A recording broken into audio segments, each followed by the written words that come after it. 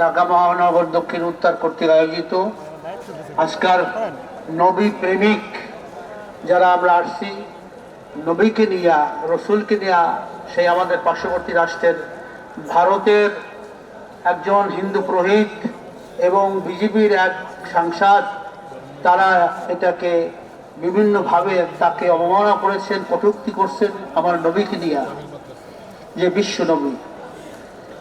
আসলে ভারত চায় যে আমরা যাতে শান্তিতে মুসলমানরা না থাকতে পারে।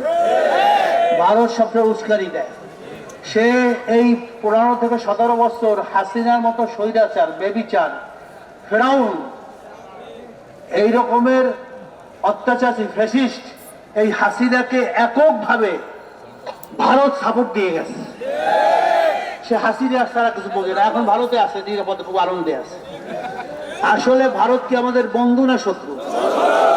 একটাও দেখাইতে কেউ পারবে যে এই উপকারটা, এই কাজটা বাংলাদেশের জন্য ভারত করছে? আমাদের ধ্বংসের জন্য যা কিছু আছে সবই ভারত করতে আছে। একটাও কেউ দেখাইতে পারবে না যারা ভারত প্রেমিক। এখানে অনেক বাংলাদেশে আছে ভারতের, তারা গুণগান গায়। তাদের কাছে জিজ্ঞেস করি, এই যে 30টা সাইডে দিতে আছে, এই এবার নোয়াখালী লক্ষ্মীপুর যে পানিতে ডুববে বলো, এই সাইডে সব বাঁধগুলা, 54টা বাঁধ, সবগুলা তারা বাংলাদেশকে ডুবারের জন্য কাজ করতেছে। তাদের বিভিন্ন দলের মনে করছে পেঁয়াজ এটা সেটা আলুটা দিলে চলবে না, কিন্তু বিভিন্ন দেশ থেকে আইতেছে, এখন নিজেরাই ট্যাক্স কমাই দিয়া আবার দেওয়া শুরু করছে। ইলিশ মাছের ব্যাপারে হাসিনা, ফ্যাসিস্ট হাসিনা, সে খালি উপহার পাঠাইতো মোদির জন্য আর মমতাজের জন্য। টাকা বাংলাদেশ যত চুক্তি করছে সব বাংলাদেশ বিরোধী। বাংলাদেশের রেল লাইনের যে এই দেশে, সেটা সম্পূর্ণ ভারতের স্বার্থ, বাংলাদেশের কোনো স্বার্থ নাই। কিন্তু প্রত্যেকটা কাজ এই মোদি হাসিনা দ্বারা করছে, মনে করছে যে হাসিনা চিরস্থায়ী থাকবে। কিন্তু পলকে, মিনিটের মধ্যে যে হাসিনা পতন হবে, কুলিল্লাহুম্মা মালিকাল মুলক তুতিল মুলকা মান তাশা ওয়া তানজিউল মুলকা মান তাশা ওয়া তুইজ্জু মান তাশা ওয়া তুযিল্লু মান তাশা বিয়াদিকাল খায়র। ক্ষমতা দেওয়ার মালিককে আল্লাহ। রাজাকে ভিখারি বানায়, ভিখারিকে রাজা বানায়। সব আল্লাহর হাতে। আল্লাহ দেখাই দিল হাসিনার পতন।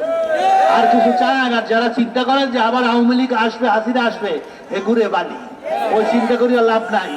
কেননা আপনারা জানেন, মিডিয়ার সাংবাদিক ভাইরা আপনারা জানেন যে আগামী শনিবার 5 তারিখ আমাদের বর্তমান ডক্টর মোহাম্মদ ইউনূস প্রধান উপদেষ্টা আমাদেরকে ডাকছেন। আমরা কালকার 5টায় আমাদের ইসলামী আন্দোলনের সাথে সংলাপ হবে, আমাদের আমিরের নেতৃত্বে আমিও থাকবো। সেখানে আমরা স্পষ্ট বলবো যে সংস্কার ছাড়া কোনো নির্বাচন দেওয়া যাবে না।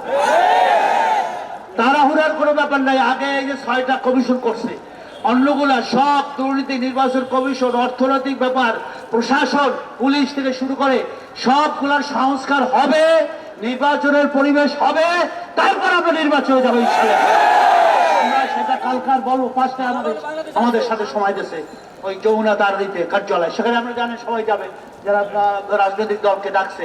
আমরা স্পষ্ট বলবো, এখনো দুর্নীতি রন্ধে রন্ধে, এখনো আপনার দেখেন বিভিন্ন জায়গায় চাঁদাবাজি চলছে কি চলছে না, সাংবাদিক বন্ধুরা, চাঁদাবাজি চলছে। একজন যাওয়ার পরে আবার আরেকজন আসার পায়তারা করতেছে। আমরা কোনো জালেমকে তো, এক জালেম যাওয়ার পর আরেক জালেমকে আনবো কি? আমরা এটা চাই? আমরা চাই দুর্নীতি মুক্ত, সন্ত্রাস মুক্ত, চাঁদাবাজি মুক্ত একটা দেশ, বসবাসের যোগ্য, যেখানে চুরি ঘুষ থাকবে না, সেখানে আমরা সবাই ভাই ভাই একসাথে বিশ্বকে দেখাই দেবো দ্বিতীয় বৃহত্তম মুসলিম দেশ বাংলাদেশ, ইনশাল্লাহ দুর্নীতি মুক্ত একটা দেশ। আমরা সবাই চান না? সেইটা আমরা চাই, সেইটা আমরা কালকারও বলবো। এবং পিআরের ব্যাপারে আপনারা জানেন যে প্রতীকে ভোট দেওয়া হবে।